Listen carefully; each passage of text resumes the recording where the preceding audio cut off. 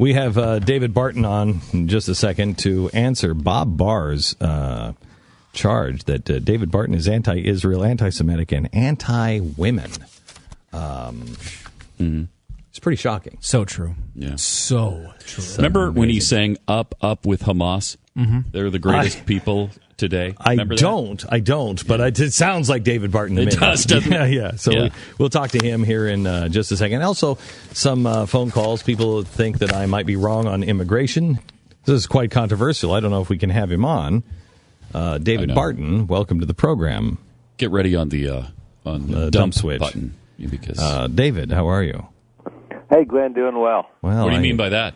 What do you mean by that, David? Listen to the racism already starting. Wow. The anti-women racist. Wow, the anti-Semitic. Yeah, my gosh. How are you doing, Glenn? David, I didn't even say hi to a woman. He only said hi to a that's man. Right. Yeah. That's right. Yeah. I have a feeling, just based on his response here, he hasn't been briefed for this phone call, so he has no idea what the heck we're even doing. David, did you hear Bob Barr's comment about you in a debate with Loudermilk yesterday? Yes, sir. Sure did. That's one of the most incredible things I've ever heard. You know, that is something that has been kept really active and going by a bunch of George Soros-funded bloggers and groups. And it's really disturbing that Bob Barr, who is portraying himself as conservative, is pulling his information down from Soros groups. He says that you are anti-Israel, and I remember being in Israel, well, I think twice now with you, and wow. You want to talk about anti-Israel. When you were singing the Hamas theme song the whole time, right? I couldn't take it. That's right, yeah. Said you were... You've been there with me. I guess we're both in the same boat on that, bro. I know. You're anti-Semitic, and again, I think we can leave that one just David Barton anti-Semitic, and we all know what that means. And anti-women voting. This is one that has come out, I don't even know, recently, or is this just an old thing being dug up? Well, you know, it's a new one to me. I've never realized I was that. I know that it came from some suffrage comment that you made about suffrage was about how the founders were protecting families. Yeah, right? You talked about how it was one vote per family, and the wife and the husband were one, and so that is the way biblically it is, and so they would cast their vote as a family. And they have taken that now and said that you say that was the beginning of the end of our country when we let them women vote. I should say, and I know you like... That came out of a radio program. I remember the radio program. And I also said in that when there was not a man in the family, the women voted. And I also talked about how many women voted in early America. I talked about how that was a biblical precedent going back to Joshua and Caleb. And so I also clearly laid out women voting in the founding. As you recall, even back in the Fox days, you and I did programs on women voting in the founding era. Was that also the program where you said them dames shouldn't be allowed out of the kitchen? Is that the same one? That was it. Yeah, that was the same episode where he referred to Hillary Clinton as doll face.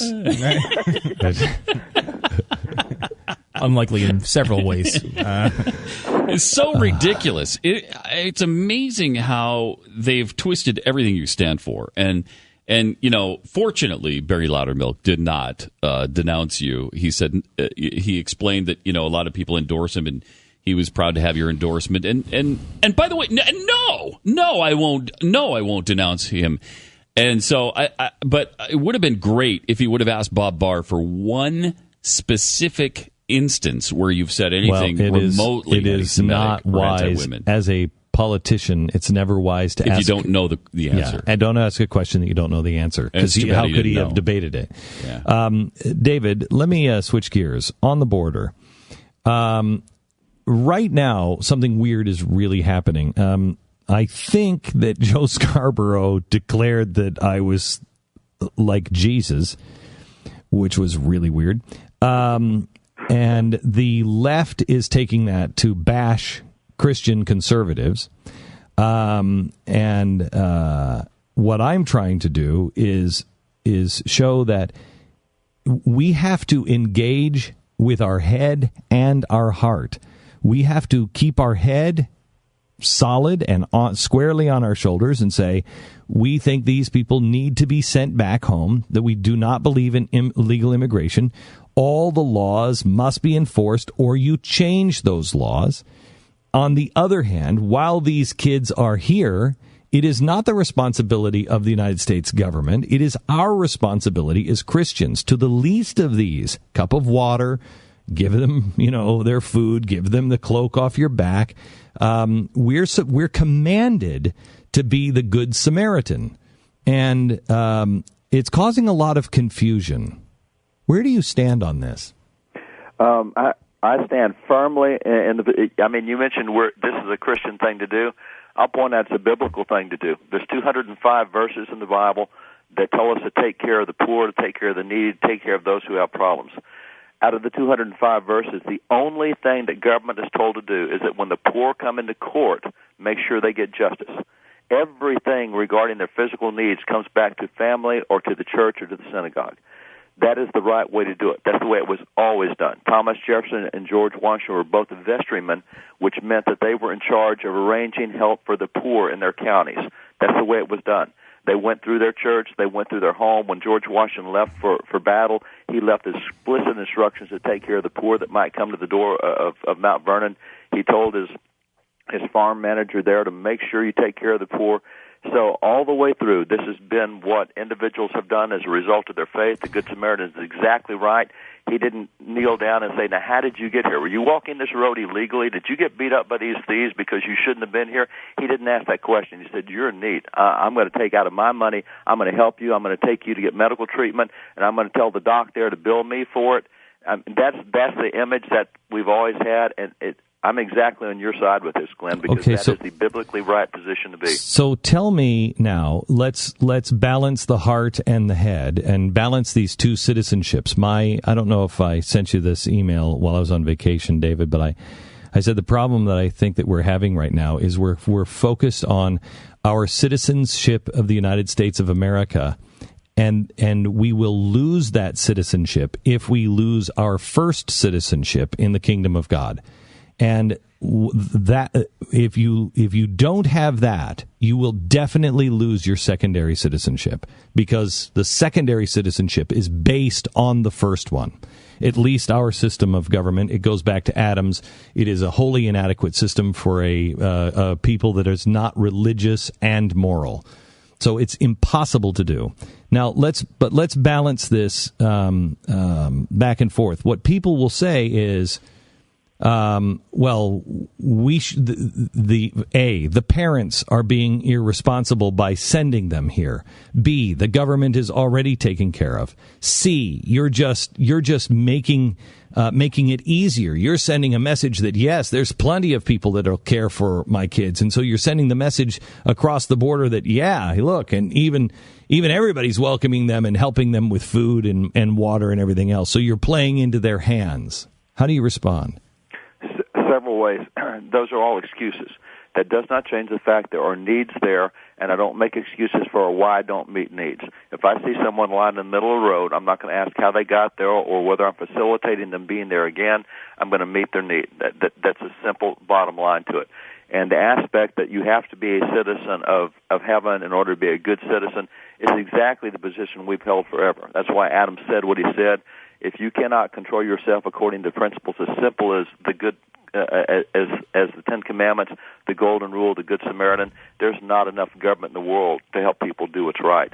The point that I love that you made is thinking with our heart and our head. Ecclesiastes 7:11 says that when a law is not enforced, it encourages other lawbreakers. That's our problem not only with immigration law, we're not enforcing it, and therefore we're encouraging this. That's our problem with a whole bunch of laws that we're not enforcing, and it's causing the same kind of problems. So that's a political area that has to be dealt with in the political realm. But in the meantime, that may take months, it may take years to get that fixed. We're not going to tell these kids, just hang on for a few years and then somebody will get back to you. I mean, you can't do that. You meet needs where you see them, at the time that you see them. If you don't have that heart of compassion, if you've hardened your heart to needs because you think that's politically incorrect for your viewpoint, then that's just not a good deal. I said last hour, the 4th of July, there were several of us that didn't feel that stir of patriotism during the 4th of July ceremonies, wherever we might have been. And I said, it's because we used to be stirred by the flags and the symbols of America. But now those symbols have been so tarnished by the thoughts of I don't know if we're a good country right now, and I don't know what we're doing right now. And we're not replacing or replenishing the goodness that we thought America was all about, and in many ways always has been all about goodness. We were great because we are good, but we're not seeing the goodness from neighbor to neighbor. We're not seeing the goodness. We're only seeing it in our own communities, and our own people that agree with us. We're good to each other, but that's not enough to make your heart swell on the 4th of July. Would you agree? I would agree. And I'm actually finishing a book right now with George Barna. And one of the things that polling shows is that individuals are becoming more isolationism with their faith, with their life, with their family. They're spending less time with other people, period, across the board. We've lost a sense of community. We've lost a sense, even in our family, we're spending more time apart from our spouses, more time apart from our kids. It's just not a healthy situation. We're becoming. There's a Bible verse in Proverbs 18:1 says, "He that isolates himself is not wise," and that's what we're starting to do with our individual lives, and that's part of why we're having the difficulties we are having in the country. I mean, you and I have talked before that you have 4 out of 6 Americans that do not vote for a president of the United States, and 6 out of 8 that do not vote for senators and reps. That's an isolationism that's hurting the country. And we've got to get outside our comfort boxes and get back into engaging with other people all around us everywhere we turn if we're going to have that pride again on the 4th of July. I love you, David, and I'm just honored to know you, and I think you are one of the great national treasures of America. And I really have many times gotten down on bended knee and thanked the Lord for introducing me to you and that doll face of yours, Cheryl, who is just the best. David, will you now renounce the endorsement of Glenn Beck? Of one Glenn Beck? I'll take that one proudly, bro. Yeah. I'll take that one proudly. David, we'll see you soon. Thank you. Look forward to it. Bless you guys. Bye-bye. We're just finishing up Studio 19, getting ready for the Fathom event, which is July 22nd. It is the We Will Not Conform event on Common Core. You don't want to miss this. Michelle Malkin is going to be there. David Barton is going to be there. I will be there. Stu is using some new technology to be able to keep track of everything that is going on. We're asking you to be actually involved in this. I think, what do you have, a studio audience of 100, 200, something like that? I don't know. It's broken up into 5 different categories because we've been working on this now for about almost 2 years, trying to figure out what Common Core is and then the best way to defeat it. And we have been working with all of the leaders of the anti-Common Core cause, and we've been working with people on the left and the right. And so far, we're having pretty good success. I don't know if you've noticed this, but Common Core is really being beaten back. So much so that Bill Gates started to throw in the flag and say, well, no, wait a minute, let's just take a break on all of this stuff, and let's come back in a couple of years. After spending $2.5 billion to make this happen. Yeah. That's pretty astounding. You are really doing a great job. The secrets to beat Common Core are really quite simple, but you have to do them the right way, and we can win if we all come together. So July 22nd in movie theaters all across the country, we invite you to grab a friend, grab some neighbors, and come. This is not a, hey, what is Common Core? This is something where we are showing you exactly how to beat it, and then we're going to need your help. I think in each category there are 3 or 5 things that we have to narrow down and say which is the attack that everybody believes in, which is the one that we think we should do.